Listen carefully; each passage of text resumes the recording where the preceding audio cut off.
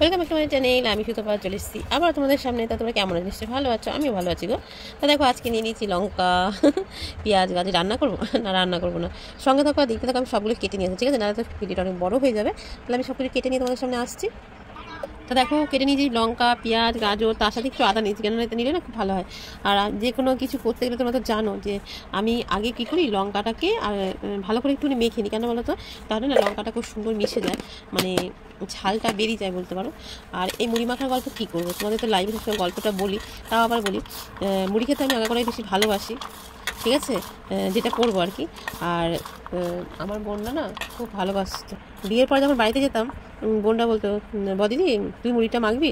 মা বলতো ও তো বাড়িতে করেই খায়, আর আমি মেখে দিই। বোনরা বলতো না, আমি বদ্দির হাতে মুড়ি মাখাই খাবো, জানো, এরকম বলতো।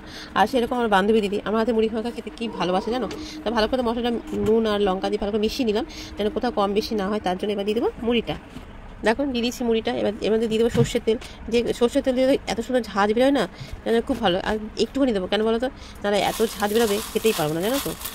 দেখো মেখে তো নিয়েছি, এটা তোমরা চাঁচও না দিলেও হবে, মানে এত সুন্দর মশলাটা হয়েছে না, এটা চাঁচুর দরকার হয় না। তা আমি চাঁচুর দেবো, দাঁড়া তোমাদের দেখাই। এটা মিশিয়ে নিলাম, এই দেখো, বুঝতে পারছো? আর এটা চানাচুর তো দিলাম, কিন্তু এই বাদাম আমার মেয়ে খায় না, আমার মেয়ে খায় গাঠিয়া, জানো, এরকম। আমি বলেছিলাম চানাচুরটা দিতে হবে না, তাও দিল। এরকম এটা এটা এমনই, মানে ট্রেনের যে ঝালমুড়ি মাখা হয় তার থেকেও বেশি টেস্ট, বুঝেছো?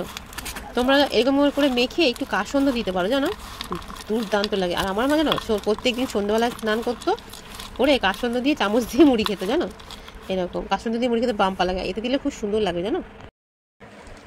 সব কাজ তো আমি বলি আমি হাতে মাখিয়ে হাতে করি, কিন্তু মুড়িটা মেখেছিও হাতে, জানো তো। কিন্তু যখন আমি মুড়ি খাই, আমি চামচ ছাড়া মুড়ি খাই না। আর দেখো মুড়িটা তো মেখে নিয়েছি, তার সাথে চাটা কিন্তু আমি করিনি, চাটা করে মেখে, এই দেখো। আর সত্যি কথা বলতে শোনো, দুধ চা যদি আমি 1 চামচ খাই, তা তো যেন তৃপ্তি হয়, যেন চা খেয়েছি। আর রচা না, সত্যি কথা বলতে রচাটা সময় বিশেষ খাই, কিন্তু খেতে ভালো লাগে না, জানো তো। তাই মুড়ি মাখাটা খাওয়া হয় না এখন। মেয়ে বললো, মা একটুখানি কিছু খেতে ইচ্ছা করছে। তাহলে কী খাবি? তাহলে চাউমিনটা বানা। বলছি চাউমিন বানাতে গেলে তো তোমার দেরি হবে, এমন কিছু করতে হবে যে তাড়াতাড়ি খাওয়া যায়। তাহলে আমি বলছি, তাহলে মুড়ি চানাচুর আছে, তাহলে তুমি মাখো।